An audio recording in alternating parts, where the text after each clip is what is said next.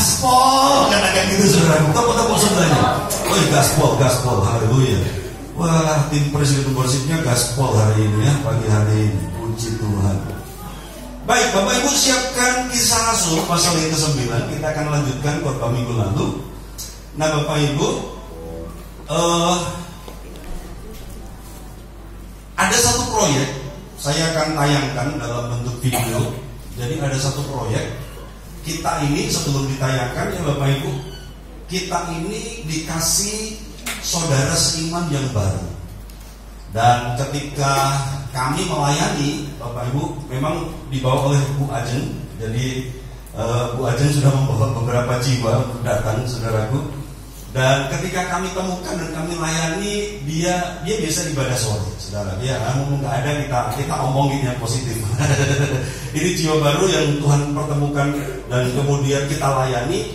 Pada awalnya kita layani, saudaraku, kita mulai dengan pelepasan. Karena jimatnya satu tumbuk, saudaraku. Dia datang ke dukun A, B, C, D, E, dan dia datang, dia simpan macam-macam jimat, yang pesugihan, saudaraku, yang tolak bala, yang saya nggak ngerti apa, yang tolak angin saya nggak ngerti, saudara, apa semua. Pokoknya banyak jimat. Jadi kita layani awalnya istrinya ya datang doa, dan kemudian mulai terbuka jalan, kemudian suaminya merasakan ada perubahan dalam hidupnya, dalam hidup istrinya, dan kemudian kita layani pelepasan, kita bakar jimat-jimatnya yang banyak, dan kemudian setelah dilayani pelepasan, saudaraku, ya kita sempat ekstra energi karena melayani pelepasan biasanya ada yang gampang, ada yang mudah. Ini beberapa. Ada yang sulit, ada yang mudah, ada yang sulit. Ada yang gampang, ada yang cepat, ada yang saudaraku, ada yang cepat, ada yang lama gitu. Nah ini kondisinya khusus karena dia datang dari satu dukun ke dukun, diusir pakai bahasa Indonesia, saudaraku, tetap menggeli dan tetap gak sadar. Nah akhirnya Tuhan kasih hikmat kepada saya ngomong sama istrinya, coba tuliskan dukun-dukun yang pernah kalian datangi, gitu ya. Jadi tuliskan nama dukun-dukun yang pernah kalian datangi. Nah beberapa diingat, saudaraku, beberapa lupa, tapi beberapa yang diingat itu ada 5 atau ada 6 gitu di tempat-tempat yang berbeda, dituliskan. Dan kemudian karena udah kelelahan, saudaraku, jadi kadang-kadang kita melayani hal-hal seperti itu, kita perlu minta hikmat dari Tuhan, karena setiap cara itu berbeda, setiap kasus berbeda. Kemudian dia tuliskan nama dukun-dukunnya, dan kemudian saya dikasih hikmat untuk ngomong, saudaraku. Ada dukun yang namanya Babakyo, saya sebut semuanya. Babakyo Bali, dia orang Gunung Kidul, haleluya. Siapa gitu, Bali di Gerabat, begitu. Dan sadar, saudaraku, dan sembuh. Jadi saya menyimpulkan setan ini goblok iso bahasa Indonesia, saudaraku ya, haleluya. Ketika diusir pakai bahasa Jawa, Babakyo Bali Gunung Kidul, Babakyo Bali di Gerabat, saudaraku. Kemudian dia sadar. Nah kemudian, jadi saya menyimpulkan ini setan goblok, saudaraku ya, haleluya. Dan kemudian 1-2 kali dia datang beribadah, dan dia mengaku dengan jujur, oh dia masih merokok, dan dia mengaku dengan jujur dia masih terikat dengan minuman keras. Dan kami tetap layani, kita tetap layani, saudara ya. Saya ngomong sama dia, Tuhan itu sahabat orang berdosa. Kamu mau sembuh dari minuman keras? Mau Pak, tapi gak ngerti bagaimana caranya. Kalau kamu ingin minum, kamu bawa ke gereja, saya temani minum. Haleluya. Dia minta kancani loh, saudara. Saya ikut minum di depan saya gitu. Saya minum kopi, kamu minum. Nah gitu, nanti kan lama-lama sembuh gitu. Masa ke gereja bawa minuman keras tuh? Kan gereja ini gedungnya gereja yang sesungguhnya kita. Ayo kalau kamu pengen minum minuman, kamu pas pengen minum, lapor kepada saya. Atau saya tak datang ke rumahmu, saya tak temani kamu gitu. Saya minum kopi tapi ya, saya minum kopi, kamu minum itu. Nah gitu, nikmatilah. Nah isokolu, haleluya, masya Allah. Pak masa gitu Pak, saya izinkan saya, beri waktu saya untuk bertumbuh, beri saya waktu untuk berubah. Oke ya, kita tidak bisa memaksakan sebuah perubahan, karena yang bisa mengubah seseorang hanya Tuhan. Yang setuju katakan amin, saudara ya. Oke, jadi kita bimbing, kita tetap terima dia apa adanya, dia datang beribadah, saudaraku. Dan kita layani Bu Gembala dengan Bu Ajeng intens mengawal pertumbuhan rohaninya. Kadang-kadang datang, kadang-kadang enggak. Istrinya yang lebih rajin, saudaraku, istrinya dalam ibadah, datang doa, begitu. Dan kemudian ditemukanlah sebuah fakta bahwa kamar mandinya mengerikan. Rumahnya juga rumah sederhana, saudaraku, tapi yang lebih mengerikan, yang lebih prioritas itu kamar mandinya. Jadi kamar mandinya sangat mengerikan, begitu ya. Karena istrinya sekarang hamil. Saya ingat dulu ketika kami ngontrak di Mangga 1 di rumah pojokan itu, saudaraku, Bu Feby ini pernah jatuh terperosok ke jumlah. Benar, saudaraku, itu jumlah asli perumahan dan kemudian rupanya itu sudah keropos dalam keadaan hamil Vigo. Jumlah itu ambles. Nah, untung sudah kering karena kotorannya udah kemana-mana, gitu kan, biasa ya, WC asli itu begitu, kotorannya sudah kemana-mana sehingga untung di situ tidak penuh dengan kotoran. Tapi Bu Feby sempat masuk ke dalam ke jumlah itu. Nah, ketika Bu Feby mendapatkan situasi seperti ini, rasanya kami tergerak untuk memberkati saudara kita yang baru ini dengan membangunkan kamar mandi, sanitasi yang sehat, sanitasi yang baru, begitu. Awalnya kami yang tergerak, walaupun saya sempat diskusi sama istri saya, ini orang belum terbukti setia, ini orang masih dalam pertumbuhan iman, beranikah kita membantu dia? Jujur saya lebih egois daripada istri saya. Istri saya berkata enggak, ini jiwa yang dipercayakan kepada Tuhan, apapun situasinya kita harus tetap memberkati dia. Apakah dia setia atau tidak, tapi karena kita melihat sebuah kebutuhan, kita harus lakukan sesuatu, kita harus bergerak untuk melakukan sesuatu. Karena Yesus pun memberkati kita, menyelamatkan kita ketika kita masih berdosa, nggak menunggu kita sempurna. Jadi berkati dia. Jadi Bu Feby tetap bersemangat untuk situasinya seperti apa. Dia belum terbukti setia, tapi kita akan tetap memberkati dia dengan membangunkan kamar mandi yang baru, begitu. Awalnya kami, saudara, tapi kemudian Bu Ajeng dengar, Bu Ajeng tergerak, saudaraku, dan ketika kami share kepada beberapa saudara, oh saya punya kloset yang masih bagus, masih baru, bukan baru, bekas tapi masih bagus karena dari kloset jongkok diganti kloset duduk, tapi masih bagus, masih layak. Mau nggak terima? Oke, mau. Jadi beberapa rupanya mulai terlibat, saudaraku. Walaupun pada awalnya ini kami bertekad, kami berdua yang akan mendanai itu, tapi kemudian beberapa jemaat tergerak. Nah, saya kan tayangkan Bapak Ibu. Nah, Tuhan sudah kirim modal dengan sedikit kerakal, sedikit kerikil, tinggalan proyek ngaspal jalan depan. Jadi sama kontraktornya, sisa kerikil-kerikil itu ditinggalkan begitu saja, dan kemudian sama Bu Feby kerikil yang di depan ya, sebenarnya di depan rumahnya Pak Ajeng itu yang sudah ada di got-got dikumpulkan, lumayan dapat 6 karung. Masih tetangga sebelah masih ambil lagi, saudaraku, dan rupanya kita dapat modal 6 karung kerikil. Nah, kita lihat videonya ya. Oke, sebelum kita dengar firman Tuhan. Ini adalah sisa material buat pembuatan jalan di perumahan. Masih ada sisa kerikil. Nah, saya mencoba mengumpulkannya untuk bisa membuat WC kamar mandi dari satu jemaat yang sudah ambruk. Bantu doa supaya bisa lancar. Masih ada kerikil sampai di kali, lumayan. Iya, itu kalau nggak diambil juga mimbat gotnya, jadi harus diambil. Bantu doa. Amin. Iya. Nah, ini kondisi kamar mandinya, saudara. Ya. Kita lihat. Apa yang akan kita kerjakan? Ini kamar mandi, WC kamar mandi. Dan kita perbaiki dengan ya, sudah miring, retak, saudaraku, dan klosetnya sudah ambruk nanti. Jadi nggak tahu itu kotoran kemana. Ya, beri kesempatan mereka bertumbuh, beri kesempatan mereka bertumbuh.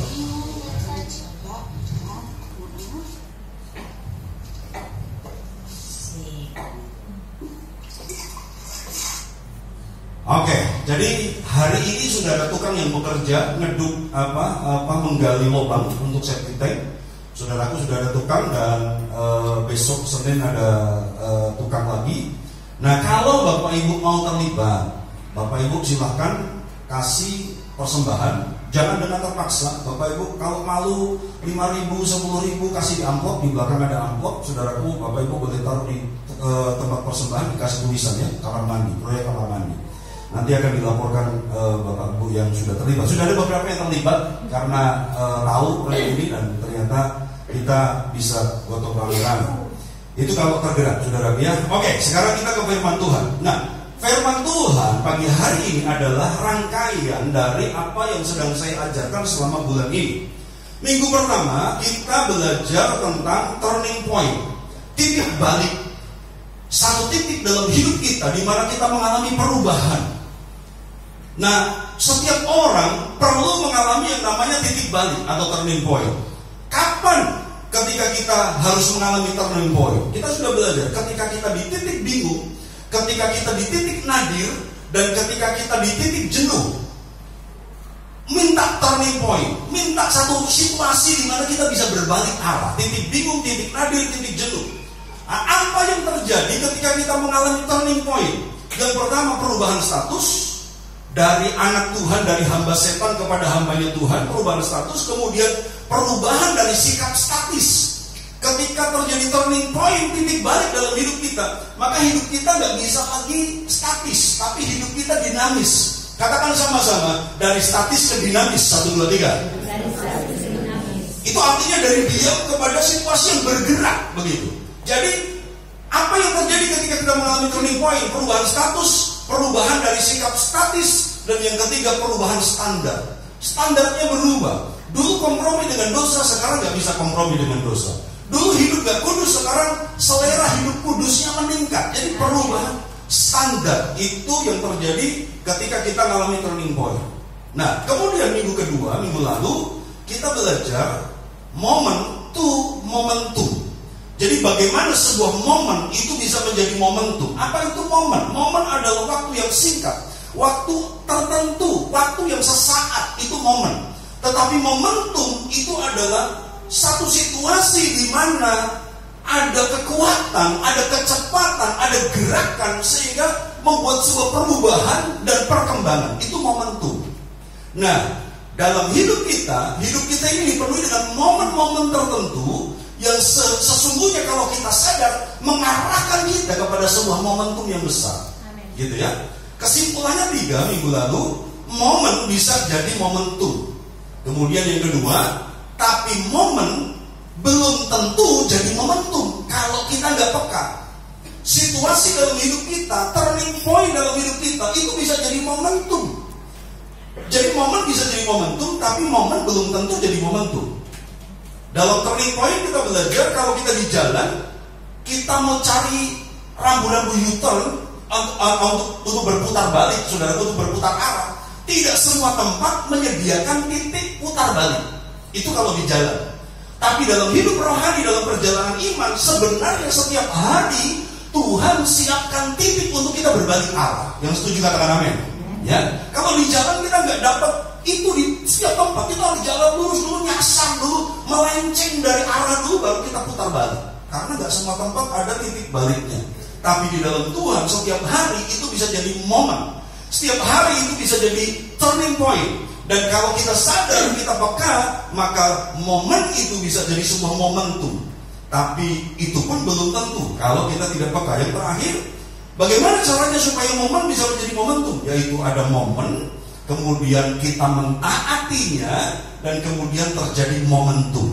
Katakan sama-sama, momen taat jadi momentum. 1, 2, 3. Momen taat menjadi momentum. Oke, itu minggu lalu. Nah, kita sudah belajar dari bagaimana momen dalam hidup Saulus. Ketika dia penganiaya, dia ingin membinasakan jemaat di Damsyik, saudaraku. Tapi kemudian Tuhan jamah mendekati kota, Tuhan jamah, dan kemudian Tuhan reset, Tuhan format lagi programnya, Tuhan format lagi fokusnya, tujuannya, dan dia buta 3 hari. Itu momennya Paulus. Dia berdoa, ketika dia buta, dia bergumul, dia berdoa, dan dalam doa dia melihat ada seorang yang namanya Ananias akan datang mendoakannya. Itu momennya Saulus. Ada di pribadi Ananias juga mengalami momen. Ananias mengalami pengalaman. Dia dikasih Tuhan firman, Ananias, kamu pergi ke jalan lurus ke rumah Yudas, di sana cari Saulus. Dia sedang berdoa, dia sudah tak kasih penglihatan bahwa kamu akan datang mendoakannya. Bapak Ibu lihat, saya ulangi lagi ya. Dua momen yang sepertinya tidak berhubungan, satu di rumah Yudas, Saulus berdoa dapat penglihatan. Satu di rumah Ananias dapat penglihatan. Dua momen yang terpisah tempat, dua momen yang berbeda, tapi Tuhan adalah Tuhan atas segala momen. Katakan sama-sama, Tuhan atas segala momen. 1, 2, 3. Oke, Tuhan itu adalah Tuhan atas segala peristiwa yang sepertinya nggak nyambung, terjadi di tempat yang berbeda, tapi disambungin sama Tuhan. Kamu pergi ke sana, dia sedang berdoa, dapat penglihatan, kamu akan datang tumpangan tangan. Jadi dia berdoa, saudara. Ananias, dia perlu, dia doakan Saulus, dia berkata, engkau saudara. Bapak Ibu, jadi Saulus taat, Ananias taat, dan terjadi sebuah momentum. Dunia diubahkan. Saulus teroris itu sekarang menjadi evangelis, sekarang menjadi rasul, sekarang menjadi alatnya Tuhan. Ada momentum yang besar sehingga kekristenan sampai kepada kita saat ini. Oke, sekarang kita maju. Kemarin kita selesai di 19a. Sekarang kita lihat 19b. Kisah Rasul pasal yang ke-9 ayat 19b. Saya nggak pakai PowerPoint, saudara ya, karena minggu ini saya sibuk banget. Ya, sibuk pikiran saya, maksudnya begitu. Ada banyak hal yang harus dipikirkan sehingga saya bikin PowerPoint tapi nggak keburu, belum selesai, setengah jadi di bawah. Oke, saya nggak pernah pakai PowerPoint. Saya kasih judul firman Tuhan pagi hari ini, Keep on Momentum. Katakan sama-sama di sebelahmu, Keep on Momentum. Katakan begitu, haleluya. Yang nggak bisa bahasa Inggris bilang jaga momentum. Katakan begitu, yuk. Katakan jaga momentum. Haleluya, puji Tuhan. Momentum kalau nggak dikerjakan, momentum kalau dibiarkan itu akan berlalu dengan sia-sia. Nah Bapak Ibu, saya baca dengan cepat dulu ya. Pasal 19b sampai ayat 19b sampai ayat 31. Saulus dalam lingkungan saudara-saudara. Saulus tinggal beberapa hari bersama-sama dengan murid-murid di Damsyik. Ketika itu juga ia memberitakan Yesus di rumah-rumah ibadat dan mengatakan bahwa Yesus adalah anak Allah. Sekarang berubah bahasanya ya. 21. Semua orang yang mendengar hal itu heran dan berkata, bukankah dia ini yang di Yerusalem mau membinasakan barang siapa yang memanggil nama Yesus ini? Dan bukankah ia datang ke sini dengan maksud untuk menangkap dan membawa mereka ke hadapan imam-imam kepala?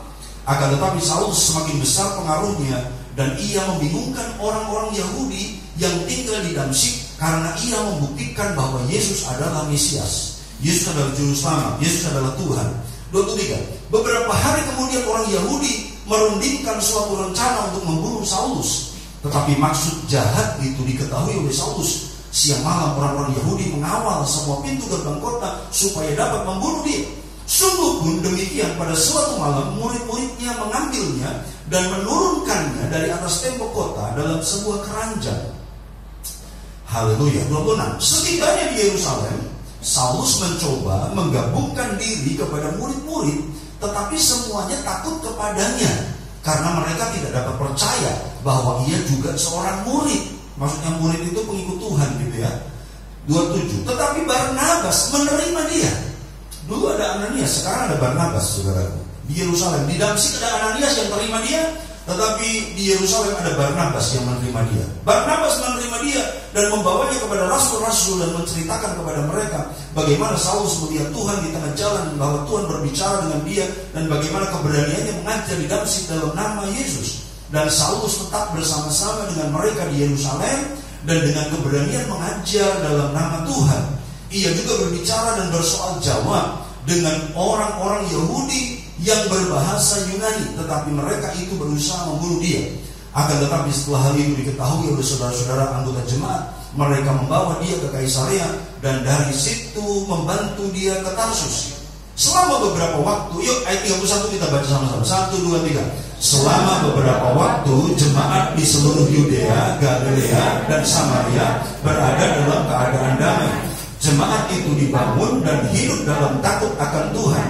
Jumlahnya makin bertambah besar oleh pertolongan dan penghiburan Roh Kudus. Oke, Bapak Ibu, momentum harus dijaga, momentum harus ditanggapi, momentum harus dikerjakan. Bapak Ibu, seringkali dalam hidupmu saya percaya ada sebuah niat dalam hati, tapi ketika aku menundanya, kemudian niat itu mulai surut, niat itu mulai melemah. Nah, mari kita belajar jadi orang Kristen yang ketika ada niat dalam hati kita, terutama niat yang baik, langsung responi, segera bergerak. Yang setuju katakan amin. Bilang sama sebelah, jangan menunda, segera bergerak. Haleluya, puji Tuhan ya. Bapak Ibu, itu momen. Tapi bisa jadi momentum, bisa tidak jadi momentum ketika engkau menundanya. Engkau punya niat untuk berdoa, engkau punya niat untuk memberi, engkau punya niat untuk baca firman, engkau punya niat untuk berdoa. Mari responi itu, karena itu bisa jadi sebuah momentum yang besar, yang dahsyat. Nah Bapak Ibu, menurut saya antara 19A dan 19B itu ada jarak waktu. Menurut saya nih saudara. Jadi Alkitab ini adalah resume. Alkitab ini adalah satu ringkasan dari sebuah cerita berpuluh-puluh tahun, cerita ratusan tahun, cerita yang bertahun-tahun diringkas. Sebab kalau dituliskan detail, saudaraku, Alkitab kita akan setebal apa. Nah, kenapa saya berkata antara 19A dan 19B itu ada jarak waktu? Dan kenapa Lembaga Alkitab Indonesia memberikan A dan B? Kenapa harus dipisahkan dengan A dan B? Saya percaya bahwa di antara ini ada masa di mana Saulus pergi ke Arab. Keterangannya ada di mana? Bapak Ibu pegang dulu kisahnya, kisah 9, nanti kita akan balik. Galatia pasal yang ke-1. Kita lihat. Yuk, Galatia pasal yang pertama. Saya sudah pernah sampaikan beberapa waktu yang lalu, saudaraku, bahwa setelah Saulus bertobat di zaman Tuhan, dia pergi ke Arab. Ayat yang ke-15, Galatia 1 ayat yang ke-15 mulai. Ya, Galatia 1 ayat 15. Tetapi waktu ia yang telah memilih aku sejak kandungan ibuku dan memanggil aku oleh kasih karunia-Nya, berkenan menyatakan anaknya di dalam aku, supaya aku memberitakan dia di antara bangsa-bangsa bukan Yahudi, maka sesaat pun aku tidak minta pertimbangan kepada manusia. Maksudnya ayat 15 dan 16 ini adalah peristiwa ketika dia dijamah Tuhan di Damsyik. 17. Juga aku tidak pergi ke Yerusalem. Jadi ketika dia setelah dijamah Tuhan, dia tidak langsung ke Yerusalem. Walaupun di Kisah Rasul tadi dia bergabung dengan orang-orang Yerusalem, gitu ya. Nanti saya jelaskan. Bapak Ibu, juga aku tidak pergi ke Yerusalem mendapatkan mereka yang telah menjadi rasul sebelum aku, tetapi aku berangkat ke tanah Arab. Dan dari situ kembali lagi ke Damsyik. 18. Lalu 3 tahun kemudian aku pergi ke Yerusalem untuk mengunjungi Kefas, dan aku menumpang 15 hari di rumahnya. 3 tahun kemudian baru ke Yerusalem. Oke, sekarang kita balik ke Kisah Rasul pasal yang ke-9. Bapak Ibu, nanti kemudian Paulus mengajarkan begini: seseorang yang baru bertobat itu jangan langsung melayani. Seorang yang baru ketemu Tuhan itu jangan langsung melayani, karena harus diuji dulu kesetiaannya. Diterima sebagai jemaat, oke. Dibimbing untuk dia mengalami pertumbuhan iman, oke. Tetapi untuk melayani seseorang itu harus jadi teladan. Katakan sama-sama, pelayan harus jadi teladan. 1, 2, 3. Oke? Nah, Paulus ternyata memahami itu. Setelah dia bertobat di zaman Tuhan, dia nggak langsung ke Yerusalem. Dia nggak langsung berkata, aku rasulnya Tuhan. Karena itu kalau dalam tulisan Paulus dia berkata, aku rasul yang paling hina. Kenapa? Karena dia berasal dari teroris. Dia berasal dari penganiayaan jemaat. Aku rasul yang paling hina, aku rasul yang paling berdosa. 12 rasul itu ikut Yesus 3,5 tahun. 12 rasul yang lain ikut Yesus, dekat dengan Yesus, dengar pengajaran Yesus secara langsung. Sementara Saulus itu belum bertobat. Dia anak bungsu lah, rasul bungsu, katakanlah dalam tanda kutip ya. Dia rasul yang belakangan, yang gak pernah dengar pengajaran Yesus langsung, yang gak pernah lihat mujizat yang dilakukan Yesus secara langsung, tapi diajar oleh Tuhan secara pribadi. Karena itu saya percaya Tuhan bisa mengajar seseorang secara pribadi. Kalau digambarkan 12 rasul ini seperti orang-orang yang sekolah Alkitab, gitu ya, sekolah teologi. Karena 3,5 tahun dia kuliah, ikut kuliahnya STT-nya STT terbuka, universitas terbuka, saudara. Kenapa? Karena Yesus bawa tidur di tanah lapang, tidur saudaraku di bawah pohon, tidur di mana-mana. Jadi mereka STT-nya STT Open University ya, saudaraku, di universitas terbuka. Mereka mendapatkan pelajaran teologi langsung dari guru besar yang namanya Yesus. Tapi Saulus ini adalah satu rasul, satu hamba Tuhan yang percaya Tuhan tanpa mendengar pengajaran Yesus secara langsung. Tapi Roh Kudus berbicara, Roh Kudus mengajar dia, dan ternyata dia lebih hebat. Bukan lebih hebat, saudaraku, semuanya pasti ada dalam takaran masing-masing. Dia lebih menonjol, lebih tepat begitu. Dia lebih menonjol dibandingkan 12 rasul yang lain. Karena itu saya percaya jemaat yang gak sekolah Alkitab, jemaat yang gak sekolah teologi, engkau bisa lebih dahsyat daripada ini. Coba bilang sama sebelahmu, kita bisa lebih dahsyat daripada ini. Katakan begitu, haleluya, puji Tuhan. Ya, ketika engkau memahami momen di mana Tuhan bekerja dalam hidupmu, dan saya tidak akan merasa iri, saudara, saya tidak akan merasa tersaingi ketika engkau lebih dahsyat dipakai Tuhan. Dan saya berdoa karena ada momentum Tuhan untuk keselamatan dunia ini. Saya nggak bisa jangkau relasinya Pak Andri. Saya nggak bisa jangkau teman-teman kuliahnya Melisa. Saya nggak bisa jangkau teman-teman kantormu. Tapi saya percaya ada bagian yang Tuhan masing-masing kepada kita. Mari kita belajar dari Roh Kudus. Haleluya, puji Tuhan. Jadi Bapak Ibu, Saulus memahami itu ketika dia bertobat. Dia nggak cepat-cepat ke Yerusalem, kata Galatia. Dia pergi ke tanah Arab. Dan 3 tahun kemudian dari tanah Arab dia kembali ke Damsyik. Dan 3 tahun setelah itu dia baru ke Yerusalem. Nah, di Kisah Rasul 9 ayat 19b kembali, di situ dikatakan Saulus tinggal beberapa hari bersama-sama dengan murid-murid di Damsyik. Jadi saya percaya ini terjadi setelah dia dari Arab. Karena dalam cerita selanjutnya dia dapat murid-murid. Nanti murid-muridnya yang menurunkan dia. Ketika dikepung, Damsyik dikepung, ingin menangkap dia, orang-orang Yahudi di Damsyik ingin menangkap dia, dia diturunkan oleh murid-muridnya dari atas tembok. Artinya dia sudah dapat murid. Gak mungkin petobat baru dapat murid. Gak mungkin mantan teroris semuanya takut nih. Semuanya masih takut loh. Dia kesini untuk membinasakan kita. Cuma Ananias yang terima dia. Cuma Yudas yang terima dia. Dan akhirnya dia ngerti, dia harus ngangsu kafroh. You know ngangsu kafroh? Gak tahu, haleluya. Dia harus belajar di Arab. Dia harus mengasingkan diri. Dia harus belajar secara pribadi. Dia ngerti dia pendatang baru. Dia ngerti dia petobat baru. Jadi dia menyendiri di Arab. Dan saya percaya ini kan masa di mana Roh Kudus bekerja dengan hebat. Dia diajar oleh Roh Kudus. Makanya kalau baca di Korintus ketika dia menuliskan ucapan perjamuan, apa yang telah kuterima dari Tuhan kuteruskan kepadamu.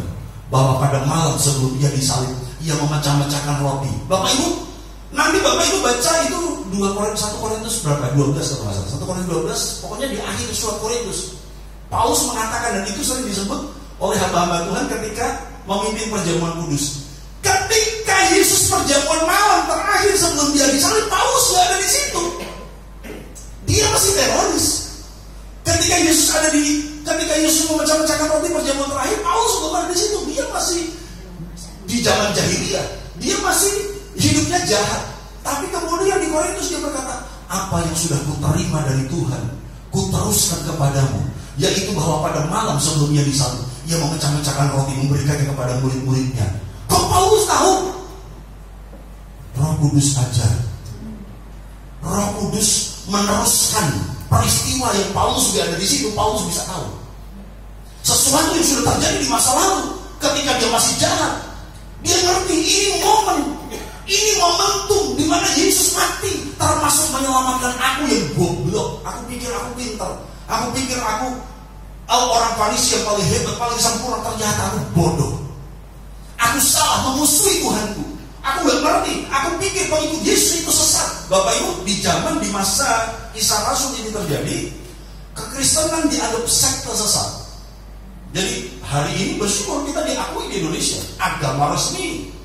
Tapi di masa Kisah Rasul, kekristenan hanya sebuah sekte sesat yang aneh, yang menentang Taurat, yang merombak aturan-aturan Taurat. Dan karena itu kekristenan harus dimusuhi, terutama oleh orang Yahudi.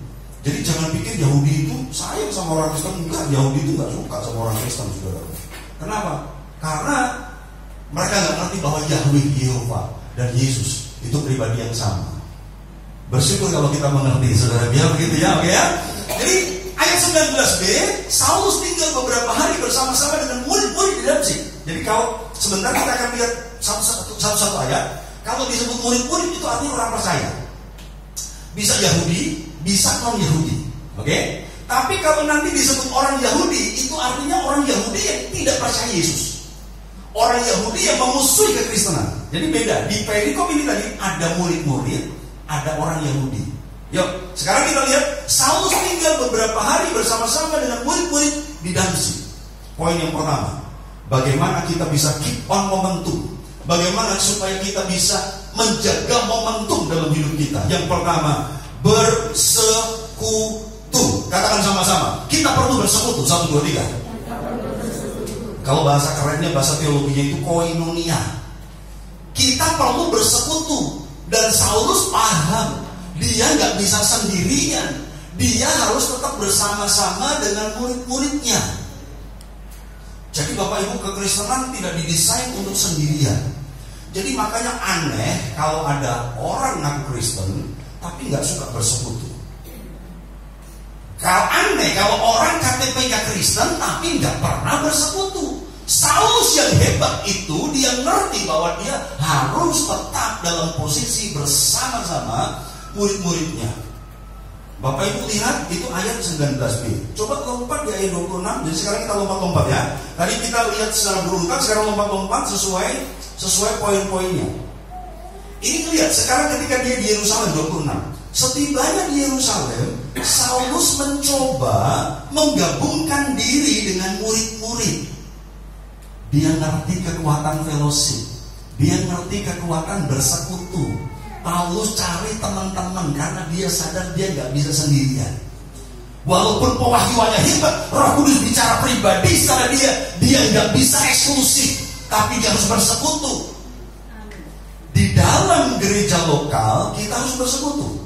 Belum lagi kita bicara persekutuan antar gereja.